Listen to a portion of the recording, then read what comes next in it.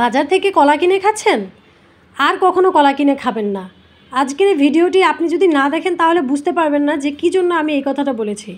আমরা কিন্তু বাজার থেকে এরকম অনেক সুন্দর ফ্রেশ কলা কিনে আনি, আর সেই কলাটা বাসায় একদিন রেখে দিলেই তারপরে দেখা যায় যে খোসাটা এমন কালো হয়ে গেছে উপরের দিকে।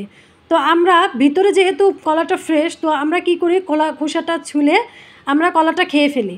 কিন্তু আমরা একবারের জন্য ভালো মতো দেখি না যে কলাটা ভালো আছে কি না, বা এই কলাটা কি খাওয়ার উপযুক্ত কি না। কলাটা যখন আমরা ছুলি তখন আমরা দেখি যে কলার ভিতরে এরকম টাইপ একটু নরম নরম হয়ে গিয়েছে। তো আমরা কি করি, মনে করি যে এই কলাটা ভালো আছে, তো আমরা ওই জায়গাটুকু আমরা ফেলে দেই বা আমরা এটা সহই খেয়ে ফেলি। বা অনেকেই কি দেখা যায় যে নরম হয়ে যাওয়া কলা দিয়ে অনেক রেসিপি বানিয়ে ফেলে। তো আমি আপনাদেরকে যেটা বলতে চাচ্ছি যে আপনারা একটু খেয়াল করে দেখবেন যে এই জায়গাটা, যেই জায়গাটার মধ্যে এরকম একটু ছেঁচা খেয়ে একটু নরম নরম হয়ে গেছে, সেই জায়গাটার মধ্যে আমি যা পেয়েছি তা আপনারা জানতে পারলে খুবই অবাক হয়ে যাবেন। এই কলার মধ্যে এই জায়গাটার মধ্যে যে পোকা হতে পারে সেই জিনিসটা আমার মাথায় কখনোই ছিল না। তো হঠাৎ একদিন আমি খেয়াল করলাম যে কি ব্যাপার, একটু কৌতূহল বশতই যে দেখি কি অবস্থা, এই জায়গাটার মধ্যে এরকম কেন।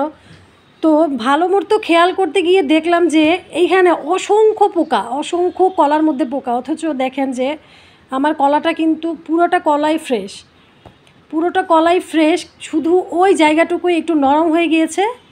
এবং আমি যেটা পাইলাম যে ওই জায়গাটার মধ্যেই হলো অসংখ্য পোকা। তো আমরা কিন্তু অনেকেই এই কলাটাকে কিন্তু ভালো ভেবে খেয়ে ফেলবো।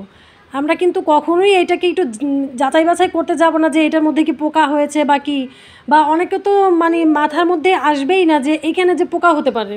তো আপনারা এই জিনিসটা এখন থেকে খেয়াল করে খাবেন। যখন থেকেই দেখবেন যে কলাটা এরকম একটু নরম হয়ে গিয়েছে, এই জায়গাটুকু একটু কালো হয়ে গিয়েছে, তো আপনারা একটু খেয়াল করে দেখবেন যে এইখানে কি পোকা হয়েছে কি না, বা কলাটা কি আদৌ খাওয়ার উপযুক্ত কি না। আপনারা একটু খেয়াল করে দেখে তারপরে খাবেন।